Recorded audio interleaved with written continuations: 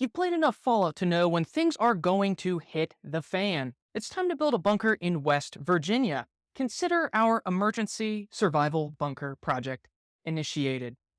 Time to make a plan. Sell all of your illegally 3D printed Funko Pops on eBay to build up some capital. Find your parcel of wilderness outside the range of 5G towers, of course, preferably with water that doesn't have fluoride, naturally, and assemble your squad of goons to help dig the ditch that will become your new home.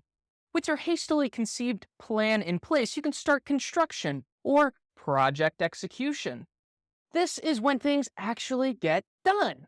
The work is accomplished. However, even some of the best plans change. Maybe you see a robin in an adjacent tree and realize it's a government drone because birds aren't real, folks. Birds are not real. Anyway, this is when we can adjust to unforeseen issues in our project as well. And finally, after months and months of toiling in the dark with your night vision goggles and spade, your bunker is now complete. Your inflatable furniture is super comfy, your Bitcoin wallet has been cross-referenced by the FBI, and you can eventually emerge. After this has all blown over, your project is now closed.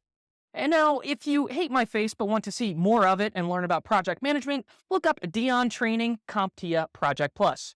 Goodbye.